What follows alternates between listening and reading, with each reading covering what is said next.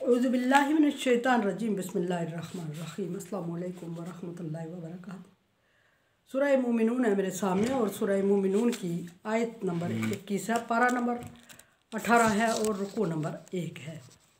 आयत नंबर 19 और आयत नंबर 20 में कुछ बेतरतीबी सी हो गई और बेतरतीबी टेक्निकल प्रॉब्लम की वजह से हुई कि आयत नंबर 20 को पहले मुझे अपलोड करना पड़ा और आयत नंबर 19 को बाद में, और 3 दिन मैंने कोशिश की कि तरतीब कायम रहे, लेकिन अल्लाह को मंजूर था कि तरतीब कायम नहीं रही। सो आयत नंबर 19 बाद में हुई और आयत नंबर 20 पहले हो गई। अब मेरे सामने आयत नंबर 21 है। आयत नंबर 20 में अल्लाह तबारक व तआला ने इंसान पर अपना एहसान जतलाते हुए जो एहसान जतलाया वो तरह तरह के अनाज और फ्रूट का एहसान जतलाया कि एक ही ज़मीन से और एक ही तरह के बरसे हुए पानी से तुम्हारे लिए तरह तरह के फ्रूट और सब्जियां और अनाज उगाए और वो तुम्हारे लिए खाने के लिए ताबे और फरमाबरदार किए, और इससे इंसान को अल्लाह तबारक व तआला ने हौसला अता फरमाया कि तुम्हारे लिए पैदा किए हैं। फिर जैतून के दरख्त का जिक्र फरमाया, जैतून के फल का जो इंतहाई कड़वा कसीला और वो पौधा है जायके के लिहाज से बहुत नागवार जायका, लेकिन फ़वाइद के लिहाज से बेशुमार फ़वाइद। आगे अल्लाह तबारक व तआला किस चीज़ को जिक्र फरमा रहे हैं? अल्लाह तबारक व तआला ने इंसान को के लिए पैदा करने किए हुए नेमतों में से अगली बड़ी नेमत का जिक्र फरमाया जो इंसान के लिए खुराक का बायस बनती है। अल्लाह तबारक व तआला का शुक्र है, उसने इंसान को ज़मीन से अनाज उगा के खुराक मुहैया की, फिर फ्रूट उगा के, दरख्त उगा के, पेड़ उगा के उससे इंसान को फलों की सूरत में मुस्तफ़ीद किया। और फिर आगे अल्लाह तबारक व तआला ने चौपायों का जिक्र किया आयत नंबर 21 में, और उससे इंसान की खुराक का ज़रिया बनाया और इंसान को मुस्तफ़ीद किया।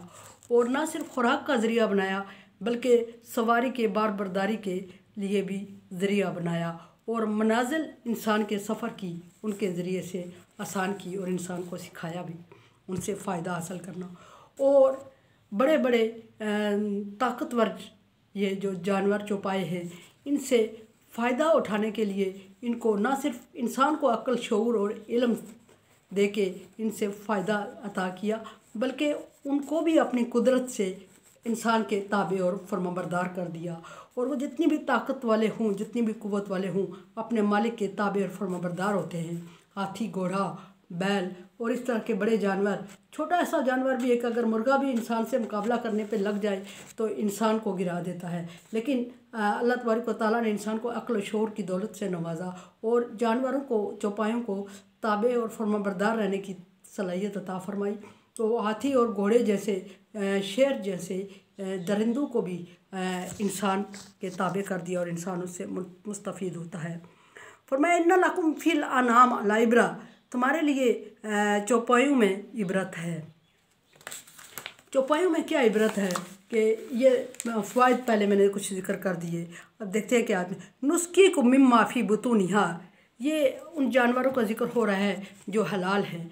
शर्रत दवाब और खैरत दवाब, जानवरों की 2 किस्में होती हैं। एक शर्रत दवाब होते हैं जो कि चीर फाड़ के खाने वाले जानवर होते हैं, दरिंदे होते हैं, और उससे इंसान का कोई फ़ायदा नहीं होता। और एक खैरत दवाब होते हैं जो हलाल जानवर हैं और उससे इंसान मुस्तफ़ीद होता है, फ़ायदा हासिल करता है। शर्रत दवाब में भी कुछ इंसान जो पालतू बन जाते हैं वो इंसान को फ़ायदा ही देते हैं।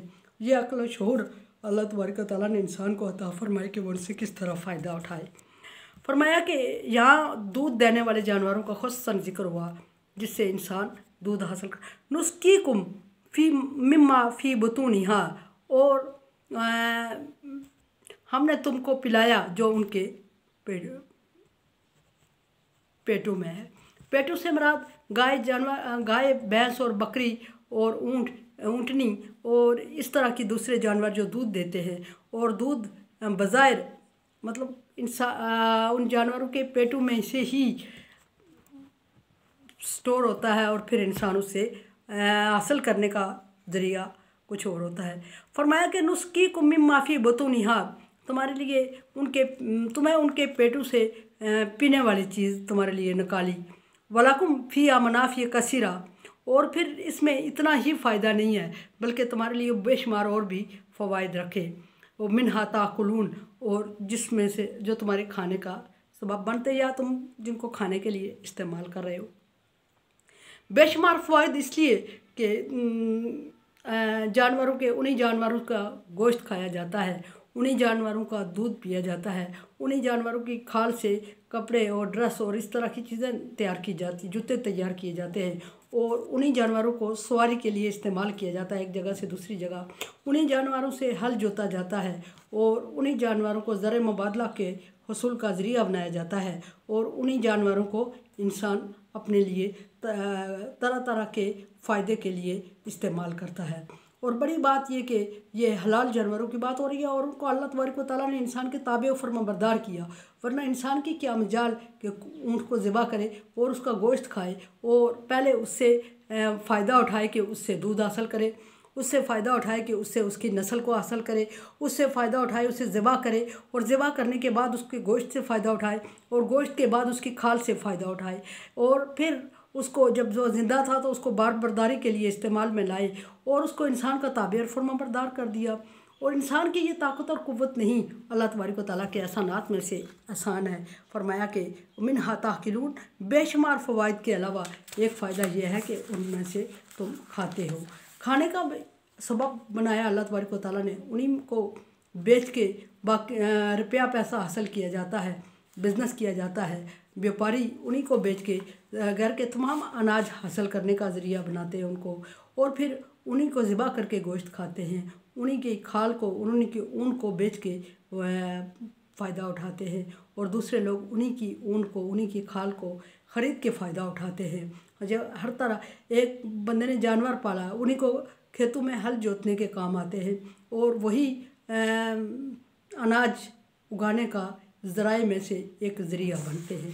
इस तरह के फ़वाइद अल्लाह तबारक व तआला ने ज़िक्र फरमाए, और फरमाया कि कसीरा, तुम्हारे लिए बहुत सारे फ़ायदे रखे हैं, खाने पीने के अलावा भी उनमें बहुत सारे फ़ायदे हैं। और ये अल्लाह तबारक व तआला के एहसानात में से सबसे बड़ा एहसान है जो उसने अपने बंदों पे किया और यहाँ जितलाया, और यहाँ अल्लाह तबारक व तआला ने खाने पीने की चीज़ों को ज़िक्र फरमाया।